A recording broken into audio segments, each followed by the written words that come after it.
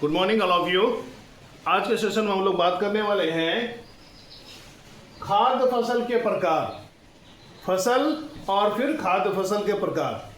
पिछले सेशन में हम लोगों ने देखा था फसल और फसल के प्रकार में खाद्य फसल और नकदी फसल। आज हम लोग खाद्य फसल के प्रकार पर बात करने वाले हैं।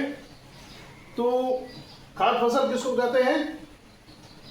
जिसके उत्पादन का उद्देश्य खाना पीना होता है, बेचना उद्देश्य नहीं होता है, लाभ कमाना उद्देश्य नहीं होता है, उसी को हम खाद्य फसल कहते हैं। जिस फसल का उत्पादन का उद्देश्य केवल खाना पीना होता है, उपभोग करना होता है, उसी को हम खाद्य फसल कहते हैं। क्या कहते हैं? खाद्य फसल कहते हैं। अब खाद्य फसल के देखिए कई प्रकार हैं, जैसे है भदई फसल, खरीफ फसल, रबी फसल, गर्मा फसल या जायद फसल। हमको खरीफ फसल को आगनी फसल भी कहते हैं और रबी फसल को चैता भी कहा जाता है। रबी फसल को चैता भी कहा जाता है। भदई फसल इसकी बुआई मई जून में होती है। भदई फसल इसकी बुआई मई जून में होती है और अगस्त सितंबर में ये काट लिया जाता है। इसी को कहते हैं भदई फसल। यानी जिस फसल के पकने और कटने तैयार होने का समय भादो होता है, उसी को हम लोग भदई फसल कहते हैं। ठीक है, जैसे धान, मकई, जूट, मूंग आदि, इसको हम भदई फसल के नाम से जाने जाते हैं। और इसकी बुआई कब होती है? मई जून में होती है और अगस्त सितंबर में यह पककर तैयार हो जाता है। उसके बाद दूसरा है खरीफ फसल, जिसको हम लोग आगनी फसल भी कहते हैं। खरीफ फसल ये इसकी बुआई जून में की जाती है और नवंबर दिसंबर में ये पककर तैयार हो जाता है। जिसकी बुआई जून में करते हैं बीज की बुआई और नवंबर दिसंबर में ये पककर तैयार हो जाता है। इसको हम खरीफ फसल कहते हैं। क्या कहते हैं? खरीफ फसल या आगनी फसल कहते हैं।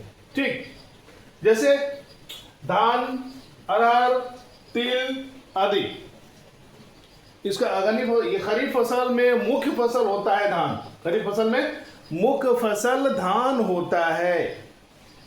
ठीक है, अब रबी फसल, जिसको हम लोग चैता भी कहते हैं। क्या कहते हैं? चैता कहते हैं। रबी फसल की बुआई नवंबर दिसंबर में होती है और ये मार्च में पककर तैयार हो जाता है। कब हो जाता है? मार्च में पककर तैयार हो जाता है। इसीलिए इसको हम शीतकालीन फसल भी कहते हैं। शीतकालीन फसल भी कहते हैं। रबी फसल को शीतकालीन फसल कहते हैं। जब तक सर्दी का मौसम नहीं आता है तब तक ये फसल जो है गेहूं, चना, जौ, आलू, प्याज आदि ये सफल नहीं हो सकता है। ये फसल सफल नहीं हो सकता है। देखिए, सफल और फसल में दोनों में वही वर्ण आ रहा है, लेकिन खाली उल्टा पुल्टा है। फसल, फसल और फसल, सफल और सफल, सिर्फ वर्ण का हेर फेर है। अच्छा, ये रबी फसल में गेहूं, चना, जौ, आलू, प्याज, मिर्च वगैरह वगैरह बहुत सारे फसल उगाए जाते हैं, जिसकी बुआई नवंबर दिसंबर की जाती है और मार्च में पककर तैयार हो जाता है, जिसको हम शीतकालीन फसल भी कहते हैं। ठीक है, इसमें कम पानी की आवश्यकता होती है। सबसे ज्यादा पानी की जो आवश्यकता होती है वो है धान। वो है धान।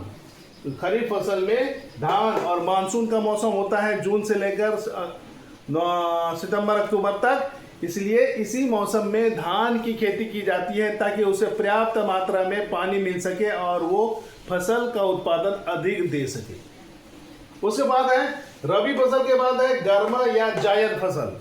यानी रबी फसल और भदई फसल के बीच में जो फसल उगाया जाता है उसे हम जायद फसल या गर्मा फसल कहते हैं। ये गर्मी के दिनों में होता है। ये जहाँ पे पानी की सुविधा होती है, नमी होती है या सिंचाई की सुविधा होती है, वैसे क्षेत्रों में गर्मा फसल या जायद फसल उगाया जाता है। इसमें मुख्य रूप से है खीरा, तरबूज, ककड़ी, फूट, ये सारे फसल आते हैं।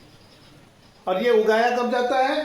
ये गर्मा मौसम है, गर्मी के मौसम में उगाया जाता है। गर्मी के मौसम में साग सब्जी, खीरा, ककड़ी, करेला, कद्दू, जिगली, परोल जो भी है, ये सारे फसल उगाए जाते हैं। भिंडी भी उगाए जाते हैं।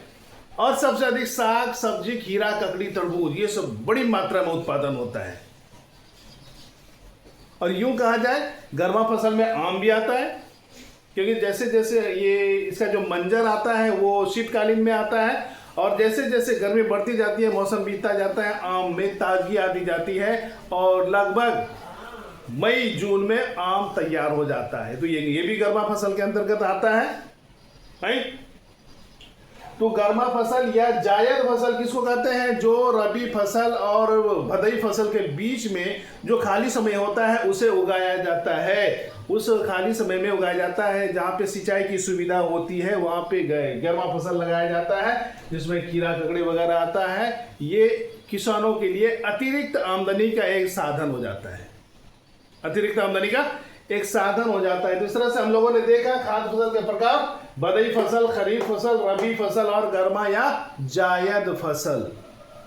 इसी के साथ आज का सेशन समाप्त होता है। कमेंट करके जरूर बताइएगा। धन्यवाद।